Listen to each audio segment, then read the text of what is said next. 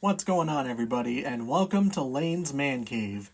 In today's video, I am going to be giving out my top 30 quarterbacks of all time. Before we get started, make sure to like and subscribe to this channel, as it is very much appreciated, and it helps get this video out to more viewers just like you. And one more thing, I have created a Lane's Man Cave Discord server. We have plenty of channels here to discuss sports and other things such as gaming, music, movies, etc. And if you're also a content creator, we have a channel where you can promote your own videos. Before we get started, I do have some honorable mentions, the first being Randall Cunningham. He never won anything, but he had a rocket of an arm and is one of the greatest scrambling quarterbacks of all time, and he has an All-Pro appearance. The second is Norm Van Brocklin. He has 2 NFL championships, an MVP, and to this very day, holds the NFL record for most passing yards in a game. Now on to the list. Starting off with number 30, we got Ben Roethlisberger. Big Ben had a strong arm and was tough to bring down. He also won 2 Super Bowls and made 6 Pro Bowl appearances. So why isn't he higher on this list? For starters, Ben was never the best or even a top 3 quarterback when he was in the NFL. And while he did win 2 Super Bowls, context matters. He played horribly in Super Bowl 40, completing 9 of his 21 passes, 2 of which were intercepted, and the Steelers wouldn't have won Super Bowl 43 if it weren't for either James Harrison's pick 6 or Santonio Holmes' insane catch. I will try my best not to criticize every quarterback on this list, because they are here for a reason. Number 29, Y.A. Tittle. Tittle had a rifle for an arm and is most famous for throwing alley-oop passes to R.C. Owens. When Tittle retired in 1964, he was the all-time leader in several major passing categories, including yards, touchdowns, and completions. Tittle made 7 Pro Bowls, 3 first-team All-Pros, and led the NFL in passing touchdowns 3 times. Tittle's best years came during his late career resurgence with the Giants, where he had back-to-back 30-touchdown seasons in 1962 and his 1963 MVP season, where he threw 36 touchdowns, which at the time was a single-season record. Number 28, Terry Bradshaw. Bradshaw did not have a good first 5 years in the NFL, and was even benched 3 times before winning 4 Super Bowls. Bradshaw had a good combination of arm strength and mobility, and won the 1978 MVP. Bradshaw was definitely carried by the Steel Curtain defense in his first 2 Super Bowl wins, but won MVP in his last 2 Super Bowls. Having a 4-time Super Bowl winner at this spot may seem low, but you have to remember that wins are a team stat, and like I said before, context matters. Even when he won MVP in Super Bowl 14, he threw 3 interceptions in that game. Number 27, Sid Luckman. Luckman's stats may not hold up today, but the quarterback position was significantly harder in the old days than it is now. Luckman won 4 NFL championships, made 5 first-team All-Pros, and led the NFL in passing yards, touchdowns, and passer rating 3 times each. In Luckman's 1943 MVP season, he threw for 28 touchdowns, a record at the time, and became the first quarterback with 400 passing yards in a game. Luckman and the Bears may have won more championships if many of their players, including Luckman, haven't served in World War II.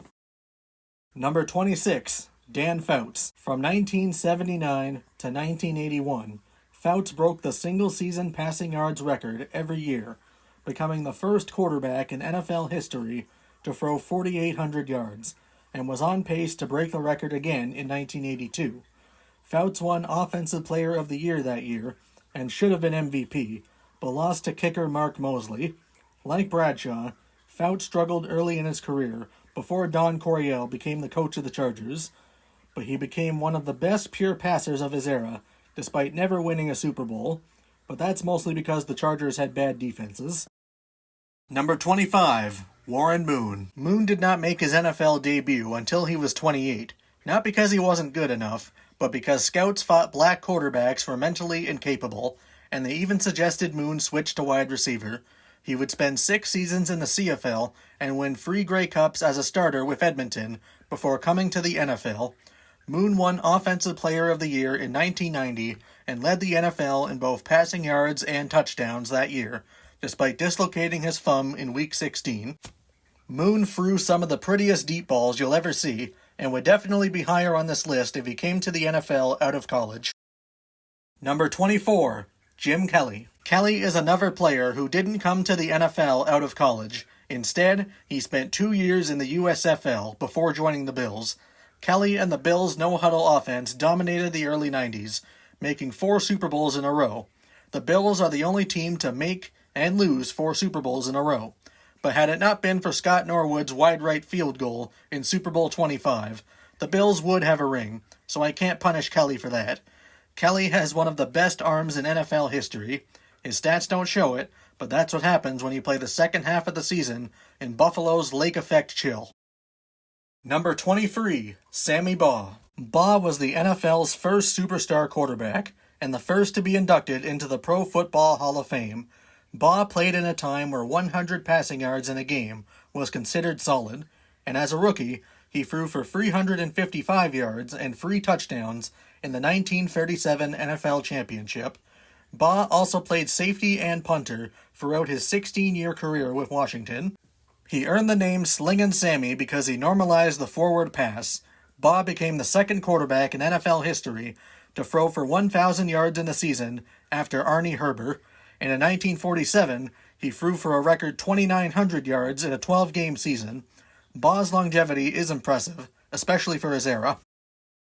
Number 22, Russell Wilson. Russ may end up as the only player to play his way out of the Hall of Fame, which I hope isn't the case, because Russ on the Seahawks was one of the best quarterbacks of this generation. He was an elite playmaker, he was dangerous outside the pocket, and he threw beautiful deep balls.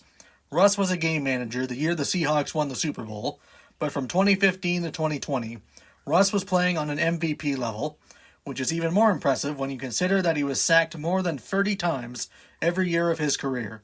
Unfortunately, the only time we've seen Russ play at an elite level since leaving Seattle was back in September, when he threw for 450 yards and 3 touchdowns against a historically bad Cowboys defense.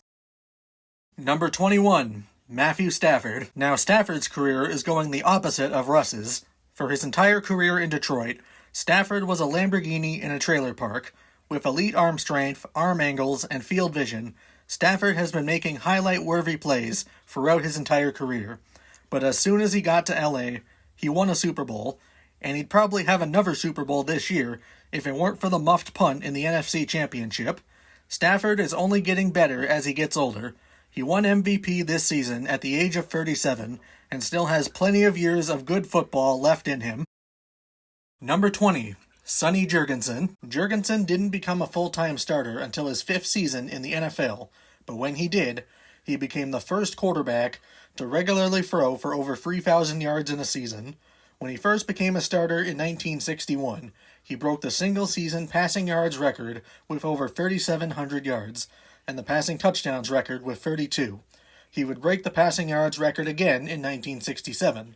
Jurgensen never won an NFL championship or a Super Bowl as a starter, but he was arguably the most talented quarterback of his era. You could even say he was Patrick Mahomes before Patrick Mahomes.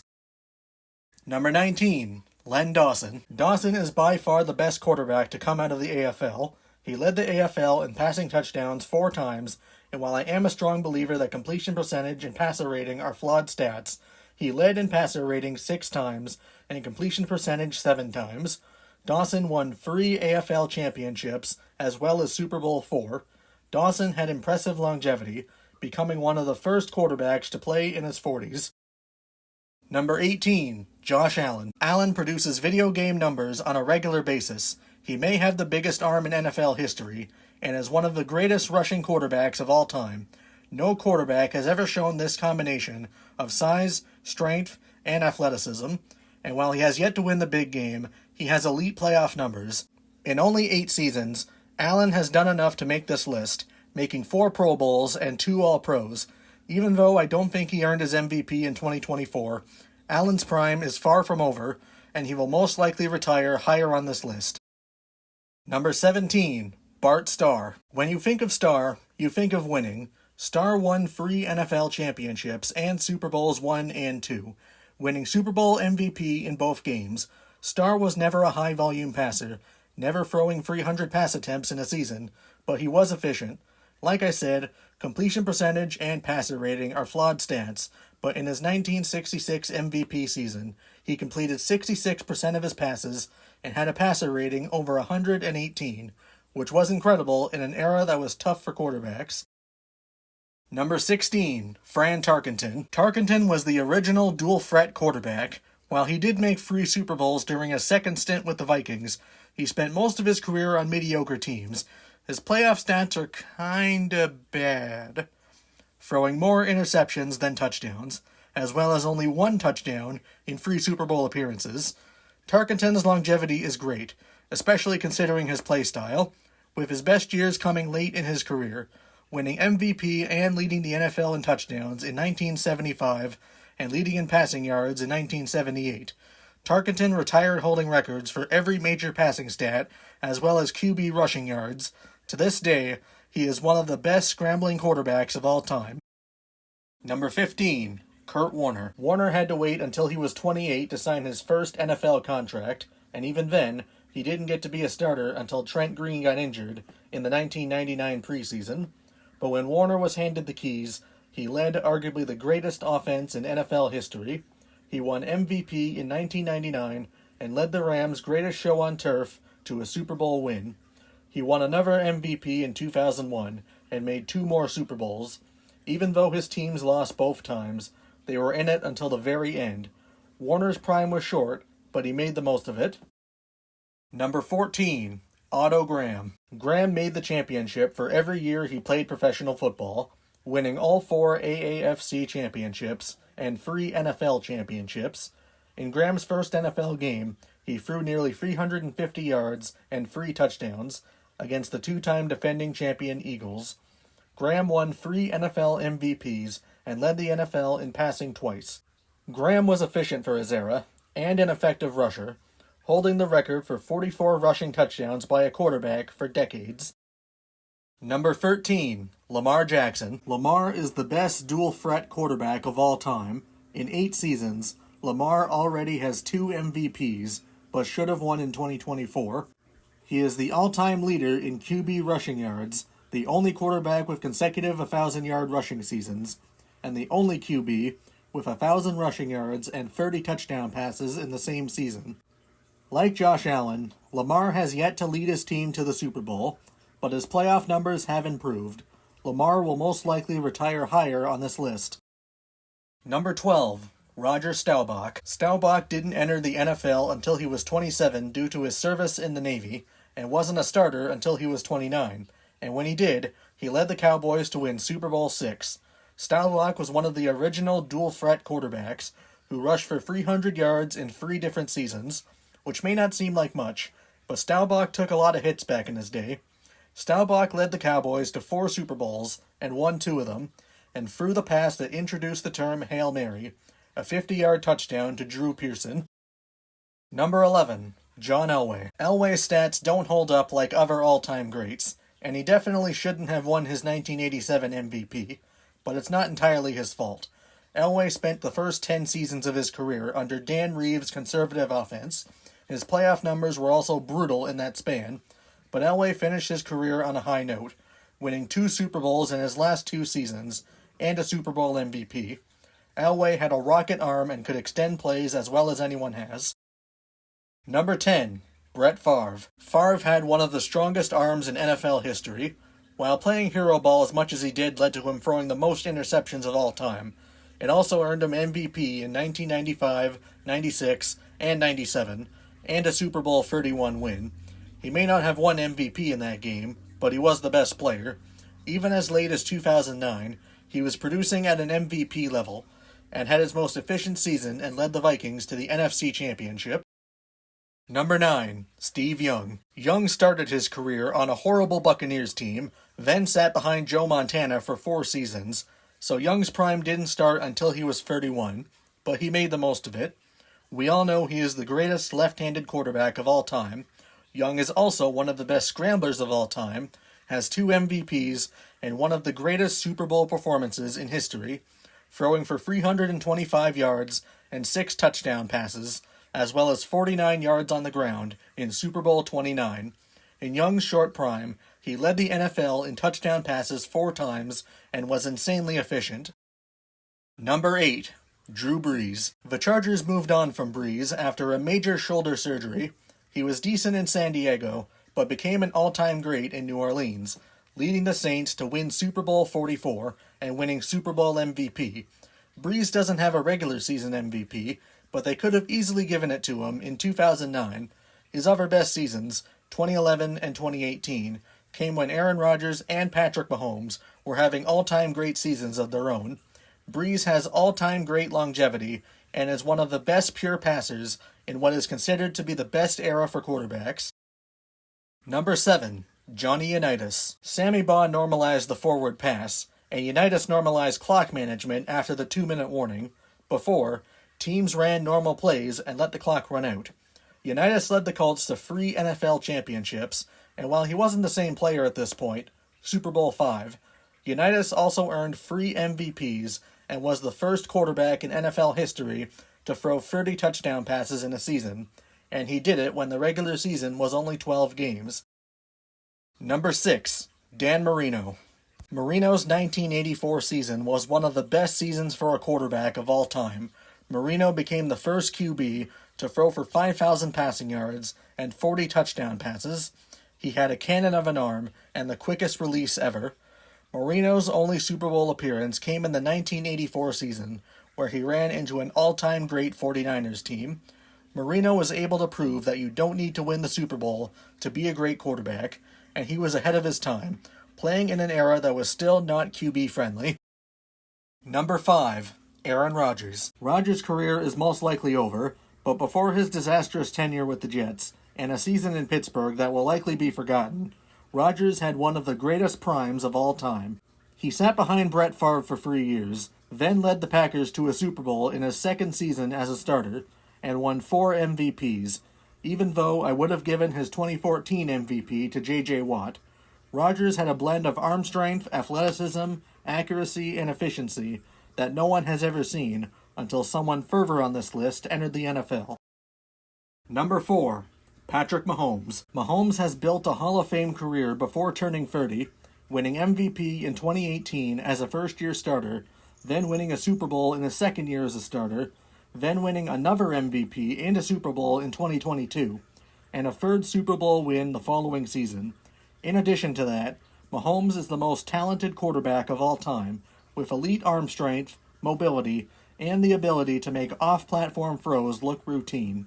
Mahomes tore his ACL late last season and will miss most of 2026, but I still believe that when all is said and done, Mahomes will retire as the GOAT. Number 3. Peyton Manning. Manning took the no-huddle offense to the next level, with the ability to read defenses like no other, and insane accuracy from the pocket. Manning won 4 MVPs with the Colts. Like I said earlier, I would have given it to Drew Brees in 2009, but Manning could have won in 2005. Manning was still playing at an elite level with the Broncos after a neck injury cost him his 2011 season, making first-team All-Pro in 2012, and breaking records in his 2013 MVP season, despite his physical peak being far behind him. Manning was basically elite every season except for his first and last seasons in the NFL. He is the greatest regular season quarterback of all time, but despite the 2 Super Bowl wins, his playoff numbers are not that great. Number 2. Joe Montana. Montana didn't have the strongest arm in the world, but he had world-class accuracy and better mobility than people remember. Montana led the 49ers to 4 Super Bowls, winning Super Bowl MVP in 3 of them, consistently elevating his game in the playoffs and in the clutch. He also has 2 MVPs. This is the last time I'll be doing this, but I wouldn't have given him his MVP in 1990, instead giving him John Elway's 1987 MVP. Montana was first-team All-Pro that year, after all. Montana set a standard for quarterback success. That is, until the person ahead of him raised the bar. And finally, at number 1, Tom Brady. This should come with no explanation. Brady's 7 Super Bowl rings and 5 Super Bowl MVPs are records that will never be broken. He also has 3 MVP awards and played at an MVP level into his 40s. That's what really makes Brady the GOAT. Not only does he have the best longevity in NFL history, but also sports history. And that concludes today's video. Let me know what your list looks like down in the comments.